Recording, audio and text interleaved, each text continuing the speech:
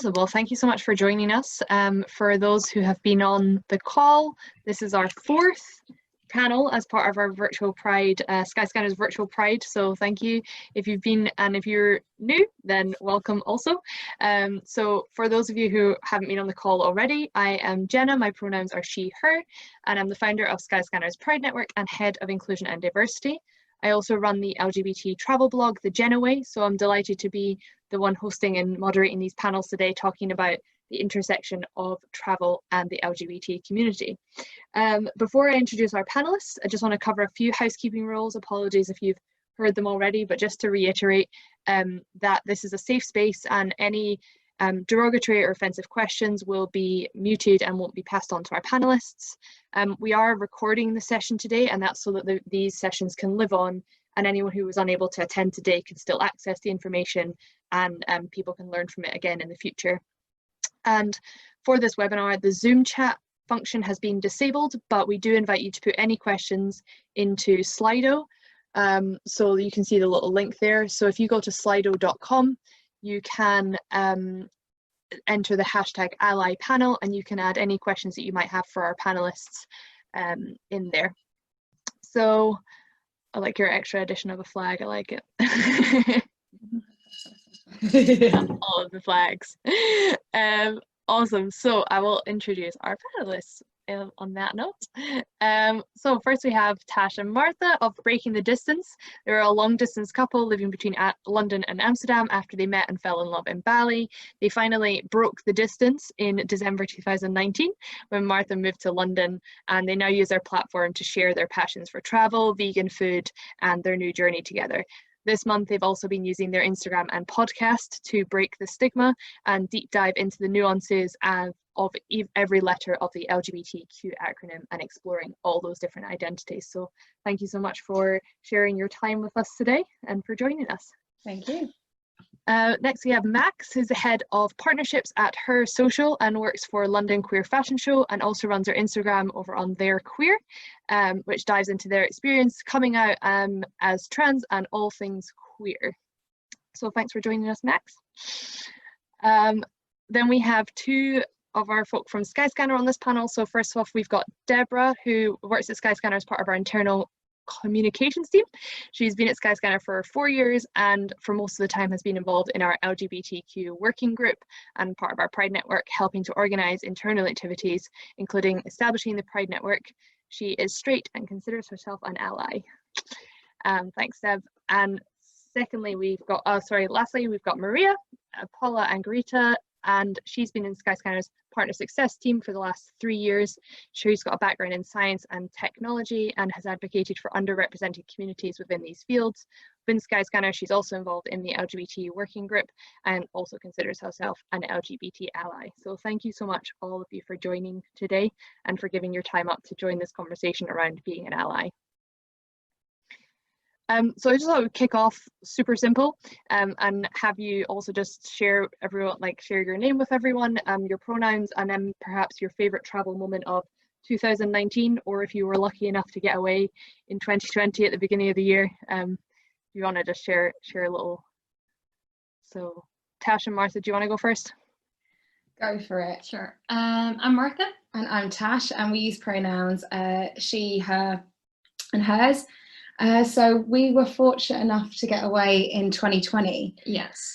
So we did a big travel adventure, 10 weeks at the beginning of the year, and probably our biggest most favourite travel memory from that is that we got engaged. Yes. Yay! In Bali.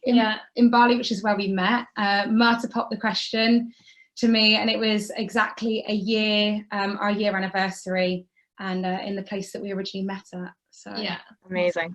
It was amazing. Yoga surf retreat, and was definitely the best moment. Maybe it's gonna be a while before we pop that one for sure. Yes. Hard to beat.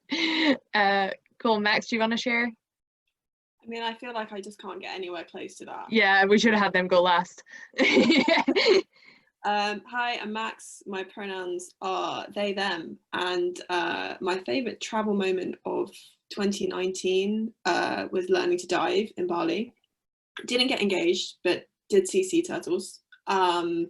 2020, I went to the Her Social app offices in San Francisco for the first time, and it was probably the gayest place I've ever been. So definitely a favorite travel memory as well. Awesome. A big fan of San Francisco.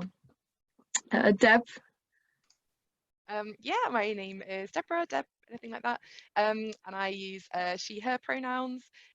My best memory from last year, I went to visit some friends in Canada and went road tripping through British Columbia, saw 2 bears and just a lot of amazing nature. It was really quite mind-blowing how stunningly beautiful that part of the world is.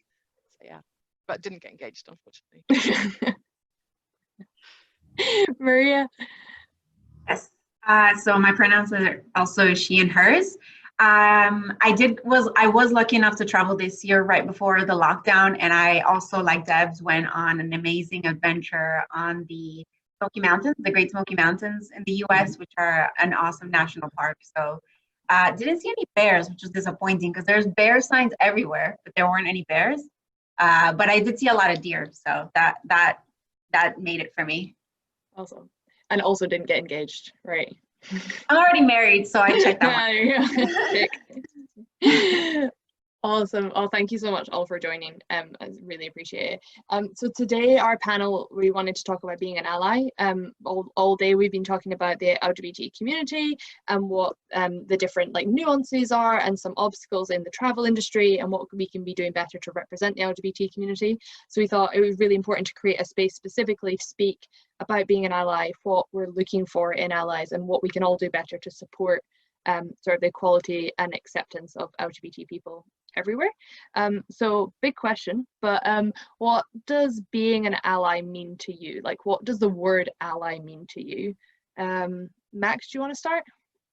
Yeah, sure. So obviously you sent this question over before and I've been thinking about it all week, and I really feel like it's being fierce, like a fierce, unapologetic supporter of people around you, and with absolutely no regret or fear about what people are going to say to you, and just unapologetically supporting someone, whether it's anything to do with you or not. The example I always use is I have a couple of people in my life who are cis women who fiercely correct people on my pronouns all the time, no matter where we are, and I get quite embarrassed about doing it, and they just will do it for me, and it makes no difference to them, but they are so aware of the difference that it makes to me that they go out of their way to make themselves uncomfortable to do it for me. And I think that's a really good example. It's about being brave, it's about showing up, it's about challenging yourself and people around you, and about learning and supporting and just always being there for someone.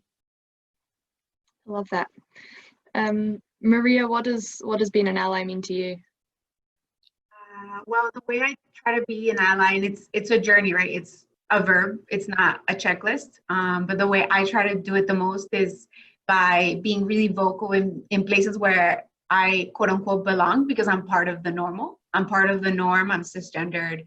And so there's places where I would be listened to and I would be accepted where other people would not be. So being vocal about LGBTQ plus, I don't want to say issues, but basically basic human rights and just basic logic about how to treat humans like humans, regardless of what they look like, what they do in their private life and not. And I know that there's people who would listen to me that would only listen to me and not other people. So I try to be really vocal in spaces where I'm accepted and even respected. Awesome. Tash and Martha, what's your thoughts on being an ally? Well, I think Maria really described it for me, because I was thinking about this too. And it's not only about being part of the Pride party, and partying with us is nice, but stand up for community, to friends and colleagues who maybe have certain opinions or say things, and also educate yourself. So not only know what you know about maybe gay or lesbians, but about the rest of the queer community. And I think that's really important. Yeah, and I think what Max is saying, it's that ability to make yourself feel uncomfortable for what you know is right. It's all well and good, saying in a community of LGBTQ people, I stand by you and I believe in everything that you do and I completely understand where you're coming from. But then when you're outside of that community, standing in with people who maybe have completely different views, can you still say the same things there? Can we still stand up and fight in those environments, even when nobody LGBTQ is there to watch and applaud afterwards? Can you still do it? Yeah. Awesome. Deb, anything to add? What does it mean to you? Yes, I definitely agree with what's been shared already. I think there's part of the kind of uncomfortable part of being an ally, initially anyway, is almost recognizing and acknowledging that you have a privilege. If you're standing outside a community that is in some way disadvantaged or has an unequal experience in life, actually, yeah, there are, as Maria said, there's situations that I might be in that are positive for me that aren't for other people, that there's like day-to-day barriers for people within the LGBTQ community that I will never face as someone that's cisgendered and straight. And actually first acknowledging that yourself can then lead to, you know, education and action. I think that's perhaps a hard thing to do initially. Yeah, for sure. And I think we touched on it a little bit there. We've got a group of people on this panel who both identify as part of the LGBTQ plus community and not. But I think it's also important to call out that as members of the LGBT community, we need to be allies for each other. As a cis queer woman, I'm a trans ally. And, you know, for example, so I think it's not one or the other. I think we all need to be allies to all groups of people who are maybe not being heard in a particular situation. So I guess we've sort of touched on it in terms of what it means, but what are some of the most powerful ways that you can like show allyship? Like what to you is a great way to show, or what actions can you take as an ally that are super impactful? Max, you shared some already around sort of correcting pronouns. I don't know if anyone has any, or Max, do you have any other sort of thoughts on what people can do? Yeah, I mean, I feel like I spend my life talking about pronouns. As someone who uses they, them, which is not commonly seen or respected yet in a public space. But I think anyone's pronouns, whether they necessarily fit with your understanding of what they should look like or sound like or act like, respecting people's pronouns, especially when they are not there and when somebody else is talking about them, correcting people on their behalf. I was reading something yesterday that really fits with this as well, which is the idea of offering respect before offering understanding. So there's a lot of people who want to be allies, and that's whether it's in the community to other people or outside of the community. And it becomes particularly relevant to the trans community as the people like, well, I don't understand it. I don't understand your non-binary identity. I don't understand your trans identity. I don't understand the difference between sex and gender. And a lot of people feel like they need to understand that before they can respect someone's identity. And I think that actually, if you want to be an ally to someone, you need to turn that on its head and be like, I respect you. I believe that what you say to me is valid and true. And then I will let you teach me and teach myself and educate myself. So yeah, respect before understanding, I think is really important for allies. I love that. Maria, any thoughts on other actions or things that you've done yourself that you think have been impactful?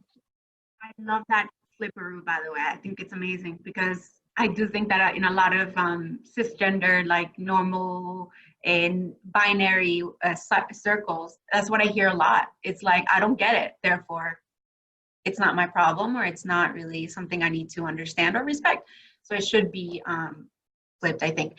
But what I wanted to highlight is actually money, because especially in the tech sector, another source of privilege is a salary, a roof over our heads. A lot of Black LGBTQ people, especially trans people, they suffer from above average rates of homelessness, violence, and so I put my money where my mouth is. And so whether it's giving someone directly money, which they entrust that, you know, of course, it will be used toward their needs, or trusting organizations with money, not just once during Pride Month, but regularly donating whatever it is that you can. And if you cannot give money, which I know a lot of people cannot, donating skills. A lot of people in the tech sector don't realize how precious their skills are and how up in this 5% of the population they are. So software engineers, designers, so many people kind of keep that to their professional life, but they can volunteer pro bono hours in any way that they can. They can volunteer a social media platform that has 100,000 followers, you know.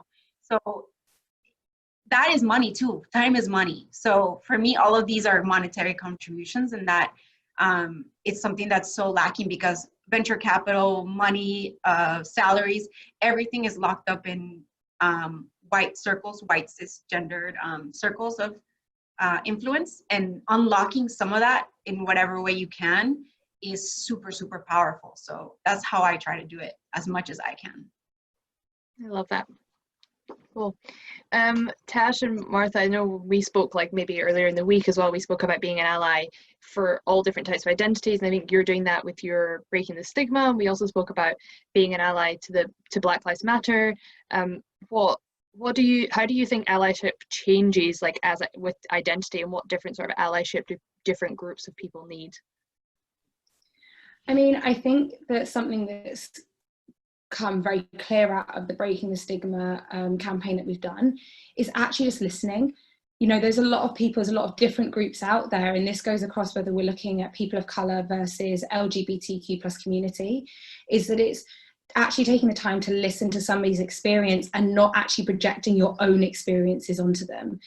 Hearing them and what they're saying, what they're asking for, what they're telling you, acknowledging that, and then asking them what they need from you to go forward. So for some people that is, you know, can you help me with your physical skills? Can you help me with financial skills? Or sometimes it's literally, can you just give me the platform? I know what I want to say, I just need the platform to be able to say it. So I think that's a major part of allyship, and like you said, it doesn't come in one form, it comes in so many different forms across so many different moments of allyship as well. Don't know if you wanted to add anything. No, I think that's true, and yeah, what we experienced during the campaign is really like listening, but also sharing other experiences, so not only ours, but yeah, the rest of the community, and just like celebrate them. And yeah, and I think like with the campaign itself being LGBT, obviously we have a very specific audience naturally. You know, it's other lesbians, other lesbian couples is a massive part of it, so we have a very targeted audience to then teach them about, you know, then we put a trans person comes in and then speaks about their experience to that entire different demographic to what they're used to. I think that to be able to do that, to share your audience so that knowledge can spread further, is a really powerful thing to do. Yeah. I love that. Deb, I can see you nodding as well, and I think sometimes, like particularly in the workplace, a lot of what we discuss is like, how do we get this message? Like we've got our platform, we've got the people that are listening, but like how do you get that message beyond? Like how can you use your allyship to reach beyond the people who are already on board and already like, yep, I understand, I know. So like how do you reach those other people? Honestly, I was mostly nodding just because I was like, that's really powerful what you're saying. I keep forgetting that I'm also on the panel. Dem is usually behind the scenes. I think there's a real opportunity throughout the year to look at things that we celebrate regularly, for example, and how we can make sure that those are intersectional. So, for example, like within Skyscanner, we celebrate International Women's Day every year, but actually, well, generally we actually spend it to International Women's Week lately, or we'll have you know, different events through the year where we celebrate different aspects of our culture and the people contribute to it. And actually, this year we made a real effort, and last year as well, to make sure that the women that we were spotlighting showcased all sorts of different intersectional qualities as well. And I think that's almost those opportunities come up throughout the year, or throughout conversations, or, you know, if you're part of a book group suggesting a different range of authors and different perspectives, or, well, as you were saying, Tash, kind of any platform you have, just looking for opportunities to ensure that there's all sorts of different voices. You know, our Instagram feeds and our social media can become really homogenous unless we're actually making an effort to add different perspectives in there. For sure. Max, I'm going to swing back to you on this one. The news at the moment can be, I think, quite overwhelming. I mean, probably for everyone on the call for 10,000 different reasons, particularly with a constant rhetoric at the moment against trans people. What can everyone on the call do to be more of an ally, to be more of a trans ally? What do you think people can do more? I mean, I can't obviously speak on behalf of the whole trans community. Of course not. but I mean, I would love to, but I think that there's two kind of strands to it. There's the personal level, which is if you know someone who is part of the trans community, reaching out to them and just checking that they're okay. It's a very simple thing, but I was definitely feeling frankly scared earlier this week at what's been happening in the news and with J.K. Rowling.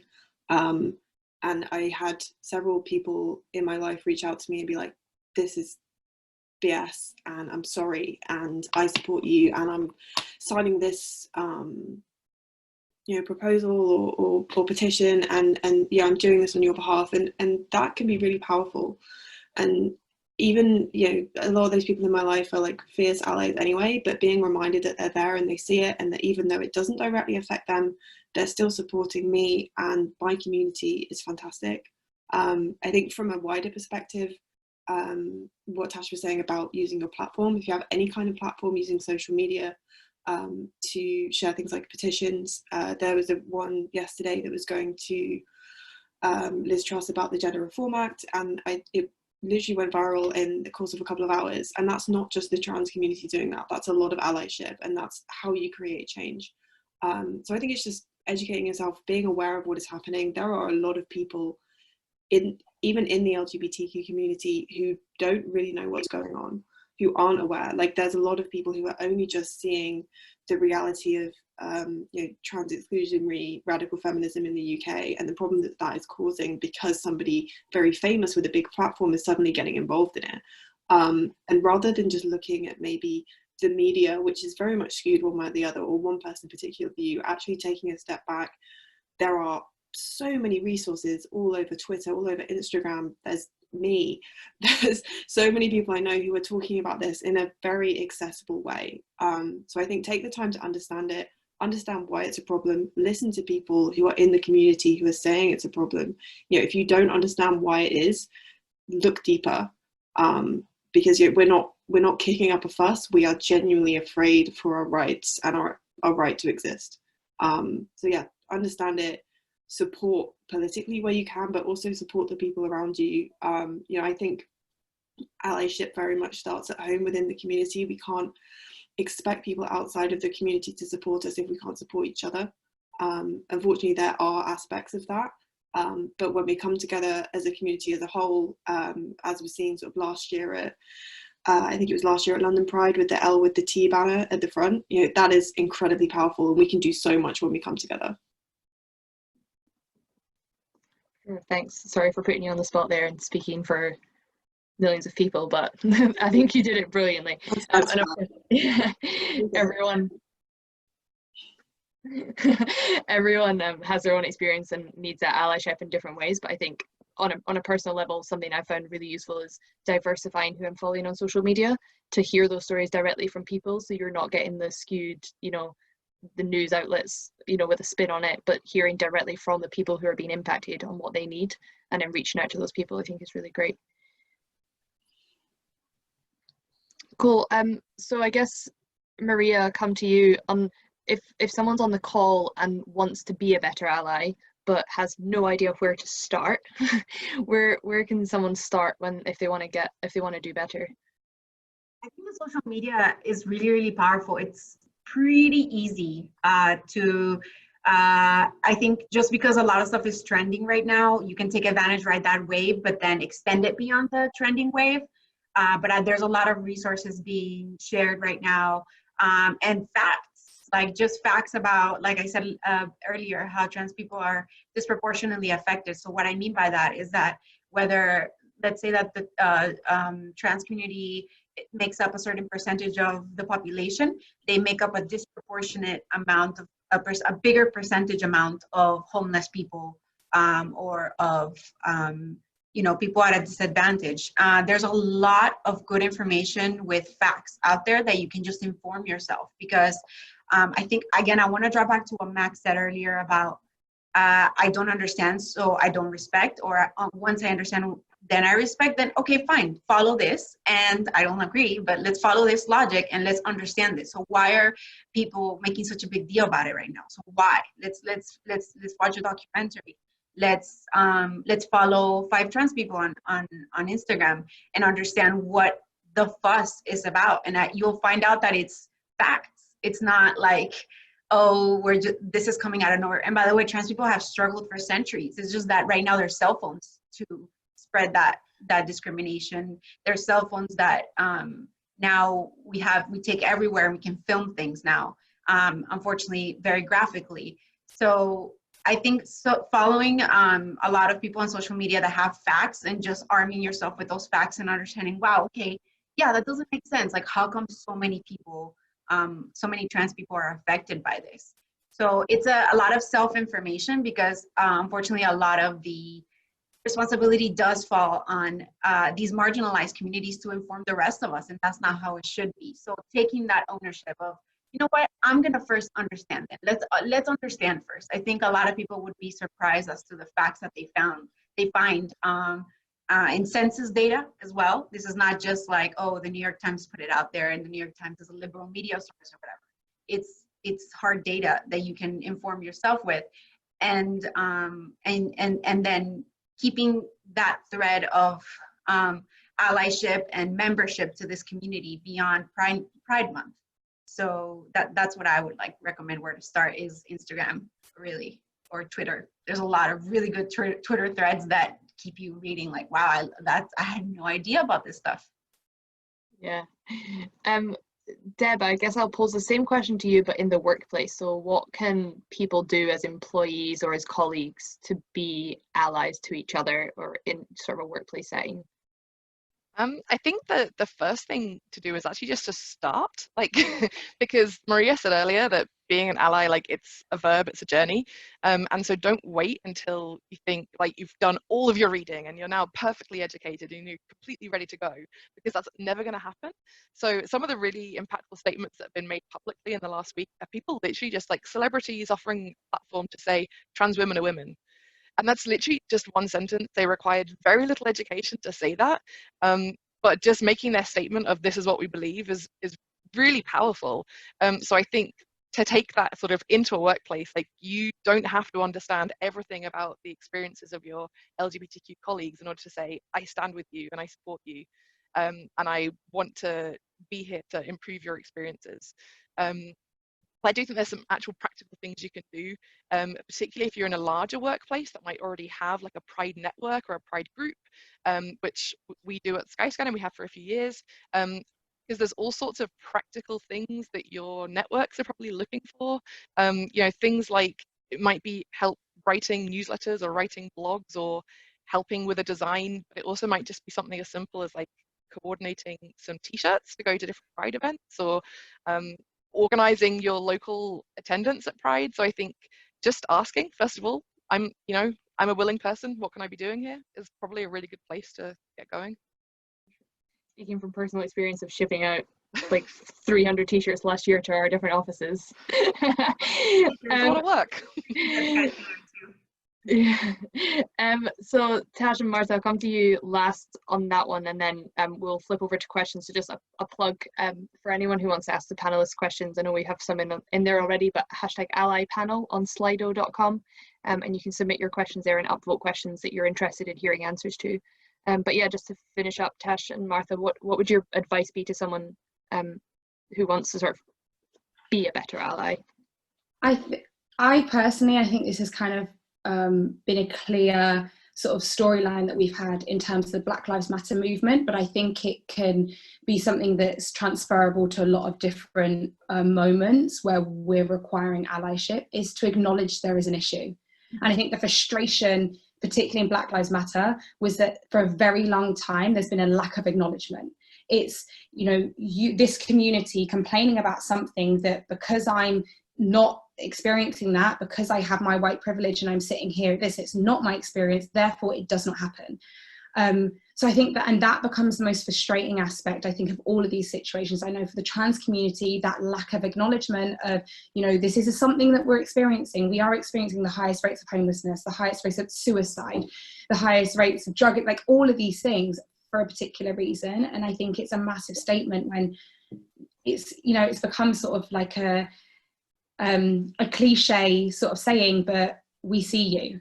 We see you and we hear you, and we acknowledge that this is your experience, and now we're asking you, how do we help? I think that is the first step before the petitions, before the education, before all of that. Like, that has to be the motivation as to why, your why, basically, because it's your why that's going to keep you going beyond the hashtag, beyond the month, the June month of Pride, when all the Pride flags go away for everyone else. It's the why that motivates you every single day to get up and go, what can I do for this community? How can I help them? And how can I use my privilege? Would be my kind of main. Yeah, and it's interesting because as a lesbian woman, but I'm still white, the whole Black Lives Matters came up, and in an interracial couple, that was really interesting, because for me, I was like, oh, I'm not racist. For other people might say I'm not homophobic, but I didn't realize that I wasn't doing enough. So, like, challenge yourself, put your ego aside, don't think about me all the time, like, I'm not this, I'm not doing that, but like, yeah, what everyone is saying, just trying to understand what is actually the problem. And I think it's really good, like, to follow so many different creators on social media, and like transgender, intersex, Black, queer, everyone, so you just have a better understanding of what is going on. And if you don't know what to say, just share things and opinions, and you can even ask people. Like, we're very open. We're super open. Like, how can I help? And I've been asking you, like, sharing things on my Instagram, like, can I say it like this, you know, because sometimes you just need a little bit of help as well. I love that. Cool. So I think we're gonna share some questions now that we've had coming in from our audience. So let me just open up my screen a little bit. Cool. So as I mentioned, if anyone else wants to add questions, you can head to slido.com, #AllyPanel, and if there's a question there that you really want answered, if you give that a thumbs up, that will bump it to the top as well, to make sure we hear the most popular questions.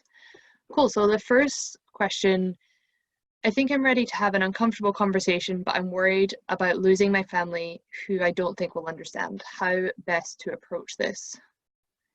Does anyone want to jump in on? Max, I see you on mute. Take it. I enthusiastically unmuted. I think I get a lot of these kind of questions on Instagram. And the thing I always say is you have to put your safety first. I think that there's a lot of narratives about, like, be yourself, be authentic.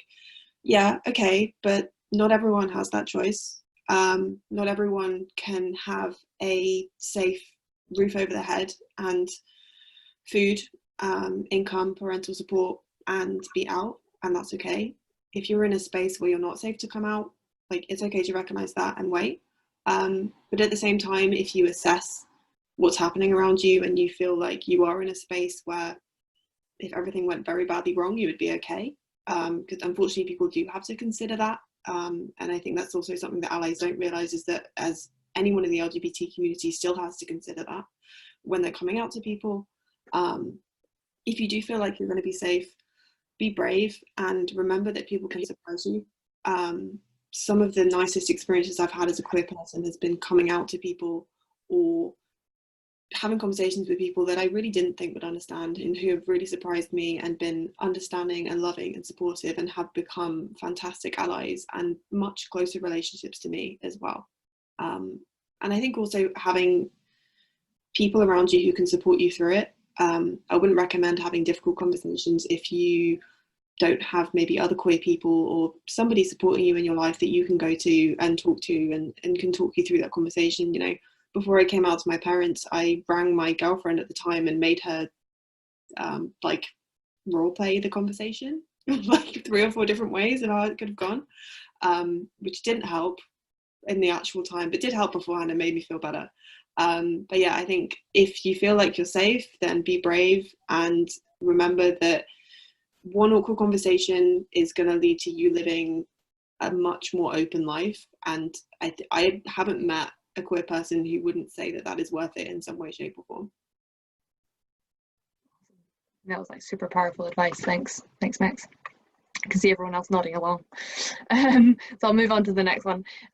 What reassurances or advice can you give allies who are worried about accidentally using incorrect terminology, aside from continuing to read up and keeping themselves informed? Maria, do you want to? Yeah, I can say something about that. I think that you'd be surprised as to how understanding people can be, like Max said. Sorry, Max, I'm just echoing everything you're saying. I'm just going to steal all your intellectual property. I hope that's but yeah, I think you'd be surprised about how open and understanding LGBTQ plus people can be, how open and understanding Black people can be, especially if you say, look, I don't know much, but I think this or that. If you're just humble, you'd be really, really surprised about how understanding others around you can be, as long as, you know, everyone's being respectful to each other. But you can surprise yourself and be surprised by other people, I think. So I really encourage that regardless of the consequences. I also encourage it even if you don't get a pat in the back. That's not really what it's about. I'd like to also echo what Tash said earlier about really making this genuine and not about the hashtag and the trend. Because if it is, it's okay. It doesn't do damage usually, but it's not sustainable. So as long as it comes from a very genuine place and you're willing and open to learning, like, oh, let me write that down, that book, I haven't read it, you know, I'm really keen to understand better. And if also you kind of, like I said earlier, you list facts, it's hard to be wrong when there's facts involved. But I would really encourage people to just be brave, speak their truth, speak others' truth. If you are worried about saying something wrong, then offer your platform to someone who knows about the subject and is an expert and lives it every day, and let them speak instead of you. Maybe it doesn't have to come from you also. So that's also sometimes a bit of a relief, but also necessary. Sometimes we need to be quiet as allies. So I'll be quiet now. If it's okay to add to that. Yeah, of course. I think it comes down to the intention behind it, right? So, you know, we can all appreciate, and I mean, I kind of use an analogy, you know, you're going to a foreign country, you've taken the time to learn a language, you can read as many books as you want about that language, listen to as many tapes, but ultimately at some point, you're going to be in that country and you're going to have to use that language. And if it's sincerely done, you're going to make a few mistakes here and there, but the local people are going to go, we're going to appreciate the effort, right? We're going to say, we've taken the time to at least attempt to learn how to talk to us, and we'll correct you along the way. And after a while, you'll become fluent and everyone's a winner. But I think it's literally taking that first step and just having the bravery. You know, we're not all sitting here waiting for you to make a mistake. We're just waiting for you to actually make the effort to want to try. Is the most important thing. Yeah, and don't use stigmas, like don't say things you don't really know. So yeah, just be informed first, and if you don't know what to say, then yeah, it's okay to be quiet as well and listen. Yeah. I love that. I've never heard that analogy, but I think that puts it perfectly. We can all relate to being abroad and trying to butcher, or not trying to, but butchering another language. But the intent is there, and I think the intent is definitely the most important. Can I just add to Tash and Maria's point? Because I think, you know, what you guys are both talking about is like a daily reality for me when it comes to pronouns. And I 100% agree. Like, I don't care if you get my pronouns wrong like every single time, but if you're trying, I will, like, that's fine. Like, people find it hard. It's all right. Like, I misgender myself like half the time. It's ridiculous. I get my name wrong half the time. Like, I changed my name like 4 months ago. I was doodling and I wrote my birth name and I was like, what is happening? Like, it's okay. But it's when people don't make an effort, or they'll say to me like, oh, well, you know, I'm just going to call you he because, like, I don't get this whole they them thing. I'm like, yeah, but that's not what I'm saying. Like, that's not, you can't tell me that. Yeah, I say if I can tell that someone's making an effort, I will go to the ends of the earth to support them, no matter how hard they find it. And I love the analogy about the foreign language. It's definitely very similar. And you would be amazed at how many people think that they them pronouns are a foreign language. But they're not.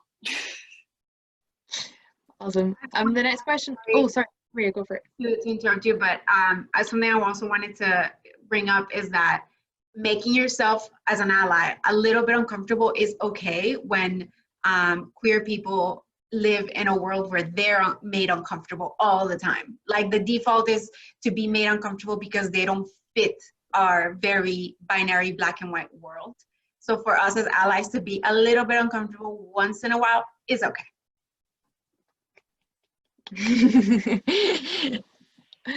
Cool. The next question is, when it comes to an ally, what do people often get wrong? Does anyone have any, want to like promote more of the positive things that people get right, but maybe there's like a pothole that you might want to help people to avoid?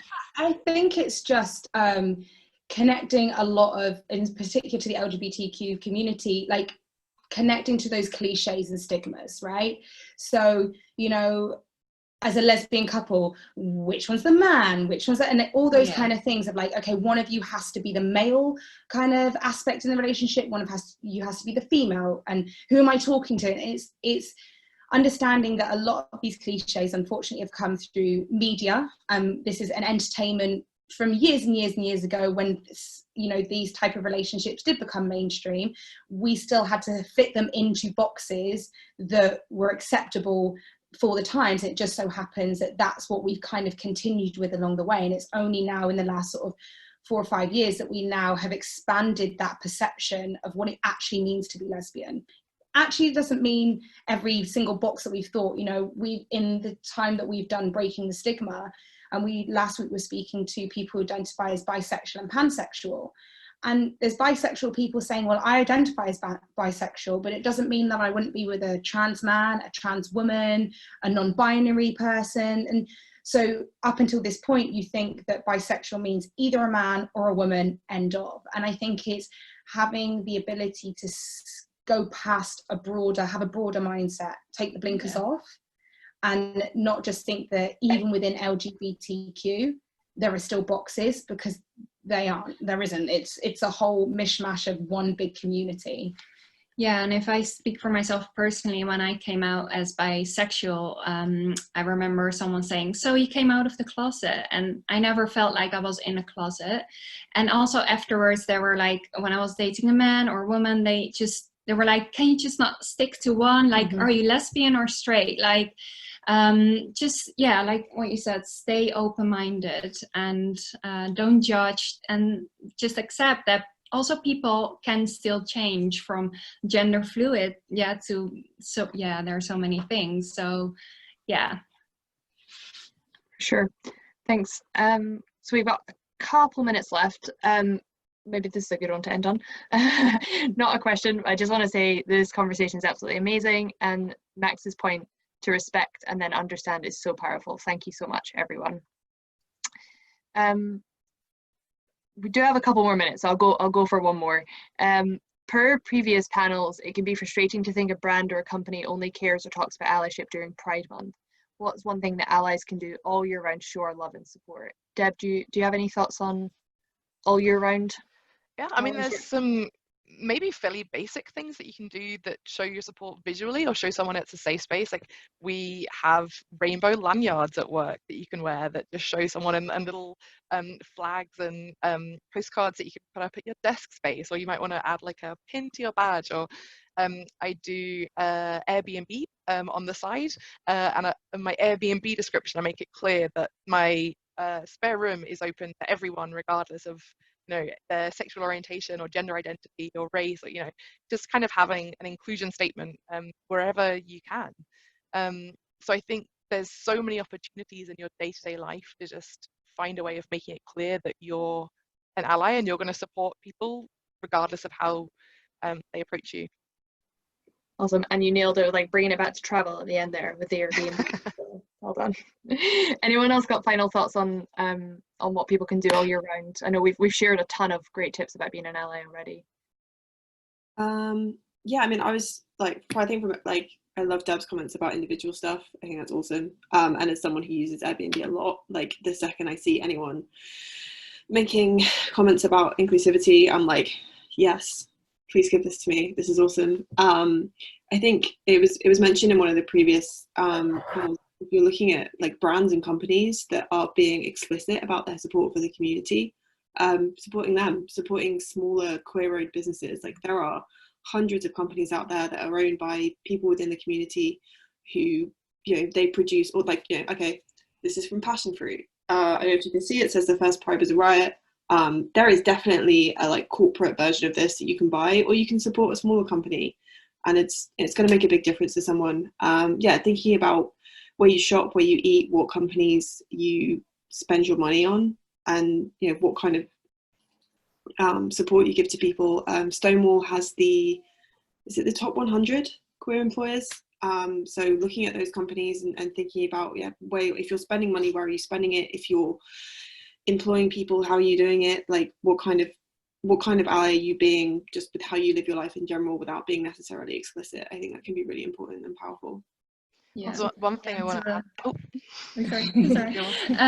To add to that, like if you're a brand and, for example, selling stuff, it's really powerful for us to know that maybe a percentage of that is going to an LGBT community, or a donation or whatever, just to know that the profit is not only for the brand itself, but they're really doing something else to share to support our community. Yeah. And I think yes, we have Pride Month, but there's no reason that you can't put a rainbow flag on your social media or in your PR campaign at other times of the year. You don't have to Always wait makes me happy for to see 1 month, Yeah. right? And I think it's, we kind of get caught in like, this is the only time we can do this. And yes, Christmas is the one time that you should only post Christmas stuff at Christmas. You can do Pride stuff all year round, right? And I think it's a case of, I bring it back to Black Lives Matter because it's something that was obviously I think it's now created a roadmap for a lot of other various different issues that we have globally. But I think there's a lot of brands now scrambling around, looking through their PR and looking through their marketing going, well, we've got no Black people in our marketing right now. So now do that again. Do you have any gay people? Do you have anybody representing anything LGBTQ in your marketing at all? Or is it all cis women, cis men having their very straight relationships? Have you made it clear? And I think it's having that, if that means that you have to go and reach out to people within your organization to say, can you just take a second look at this? How do you view this? As somebody who's LGBTQ, does this speak to you, or does this just look like the norm? Is it white noise like everything else? And I think those are the conversations that you can have as a brand to really open up your scope. To ensure that you are being completely all-inclusive and a great ally as a brand. Amazing. Thank you so much. And that was like a perfect wrap up, because unfortunately we're out of time, although I know we could all speak about this for so much longer. But if we just want to finish up with where people can follow you, there was a few other questions there that we didn't quite get to. Are you happy for people to reach out to you if they've got questions directly? Max, you want to go first? Just shout out where people can find you, and if you want to plug any upcoming projects or things you want to promote. I am on Instagram as They're Queer, THEYRE queer. You can DM me and I will happily talk about gay stuff all day long, like all day long. It's literally my job. Shameless plug, download her social app. There's lots of very attractive people for you to meet. Also, we're running some really awesome events around like queer sex education. We're running speed dating. I know Jenna's a big supporter of the app. Jenna loves it. Yeah. Shameless plug, download the app, come to London Queer Fashion Show next year, and chat to me on Instagram. Also, awesome. Thank you to Jenna and like the awesome Skyscanner team for this. It's been so much fun and so important. So thank you guys. You so much for giving your time. Tash and Martha, where can we find you? It's so amazing what you just all shared, Max. I'm excited to look it up.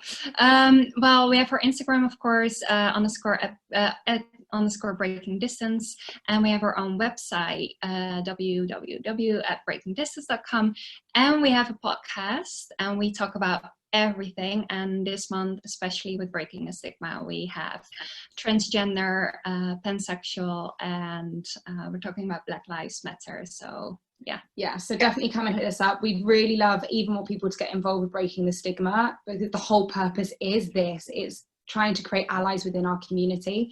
And like we said, our podcast, just search it on Spotify, is Breaking the Distance podcast on Spotify. Just type that into Google and you'll just get everything. Yeah, it's amazing. I've learned so much from your podcast already, so thank you so much for all the effort you put into that. And yeah, and thank you to our two panelists from Skyscanner as well, Deb and Maria. Yeah, thank you so much, everyone. I think this is a great conversation. We covered so much. Hopefully people have found some sort of useful information and bits that they can take away to show their allyship in whatever way is going to be best for them. If hopefully people are going to hang around after this, we've got in about 8 minutes starting, we have our final act of our first ever virtual Pride. So I'm going to be leaving you now because I am not required for this final panel.